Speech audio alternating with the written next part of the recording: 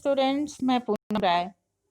आज के इस वीडियो में एनसीईआरटी आरोह भाग 2 के तुलसीदास द्वारा लिखित कवित्त के तीसरे इस छंद को हम लोग पढ़ते हैं। इसमें तुलसीदास ने अपने जीवन के अनुभवों को और उस समय की परिस्थितियों को जिस प्रकार से उकेरा है वो वास्तव में एक निर्भीकता का उदाहरण है। अपने समय की निर्भीक वाणी उन्हें संत सिद्ध करती है। तुलसीदास जी कहते हैं कि धूत कहो अवधूत कहो, रजपूत कहो जो लहा कहो कोई, काहू की बेटी सो बेटा न ब्याहब, काहू की जाति बिगाड़ न सो। अर्थात धूत मतलब धूर्त, अवधूत मतलब योगी सन्यासी, रजपूत मतलब राजा का पुत्र, और जुलाहा मतलब जो कपड़ा बीनने वाले होते हैं, जुलाहे वो। तुलसीदास जी कहते हैं कि चाहे कोई मुझे धूर्त कहे, अवधूत योगी सन्यासी कहे, राजपुत्र कहे या जुलाहा कहे, मुझे कोई फर्क नहीं पड़ने वाला। काहू की बेटी से बेटा न ब्याह, किसी की बेटी से मैं अपने बेटे का ब्याह करने वाला नहीं हूं कि किसी की जाति बिगड़ने का भय हो। आगे तुलसीदास जी कहते हैं कि तुलसी सरनाम, सरनाम मतलब प्रसिद्ध, गुलाम मतलब दास। तुलसी सरनाम गुलाम है राम को, जाको रुचय सो कहे कछु ऊ। जिसके मन में जो आता है वो कहे, क्योंकि राम का दास कहलाने में मैं प्रसिद्ध हूं।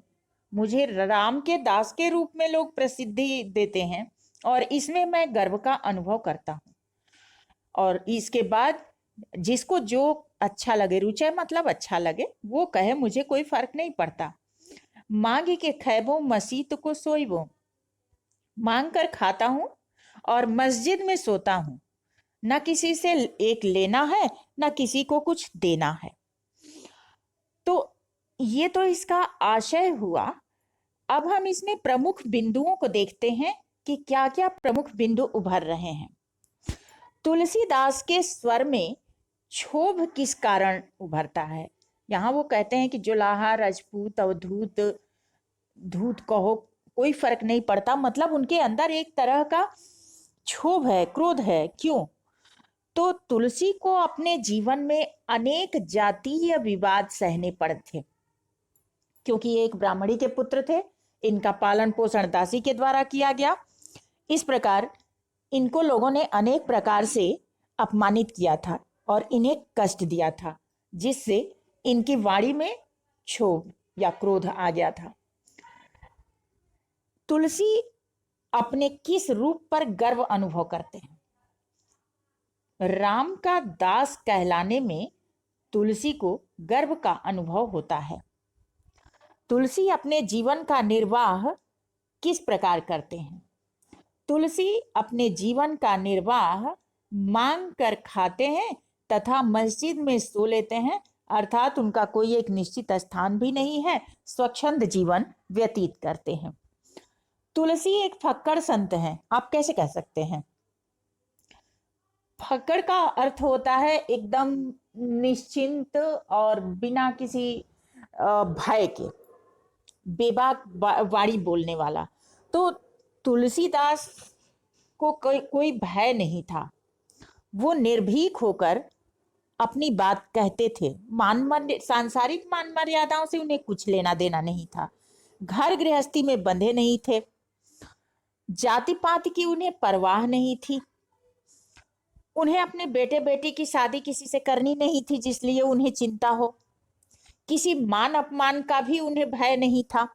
राम का दास कहलाने में वो अपने को गर्व का अनुभव करते थे और कोई क्या कह रहा है इसकी भी उन्हें चिंता नहीं थी। जिसको जो अच्छा लगे खुलकर कहे। इस प्रकार तुलसी का यह व्यक्तित्व तो हमें बताता है कि वे एक फक्कड़ संत थे। इसमें भाव सौंदर्य क्या उभर के आ रहा है? इन पंक्तियों के माध्यम से तुलसी एक आत्म मुक्त योगी के रूप में दिखाई देते हैं, जो एक निश्चिंत है और बेफिक्र हैं। उनमें अपने विरोधियों को खुलकर बात कहने की ताकत है। इससे ज्ञात होता है कि तुलसी को अपने जीवन में अनेक विरोधों का सामना करना पड़ा होगा, अनेक विरोधों से गुजरना पड़ा होगा, क्योंकि जो अपने जीवन में अनेक संघर्षों से गुजरता है, लोगों के द्वारा कही गई प्रताड़नाओं से गुजरता है, उसके अंदर खुलकर बोलने की शक्ति स्वयमेव आ जाती है। तो ये चीज तुलसी के अंदर दृष्टिगत होती है। तुलसी जाति प्रथा को मानते हैं, इसीलिए वो कहते हैं कि किसी की बेटी से बेटा नहीं ब्याहना, या फिर उन्हें जाति के बिगड़ने का कोई खतरा नहीं है। राम भक्त के रूप में अपने को प्रसिद्ध पाकर वे गर्व का अनुभव करते हैं। उनकी भक्ति दास्य भाव की है। इसमें शिल्प सौंदर्य क्या है? इन पंक्तियों में भाषा का जबरदस्त प्रवाह है। शब्द दौड़ते हुए प्रतीत होते हैं, एक लय में प्रतीत होते हैं।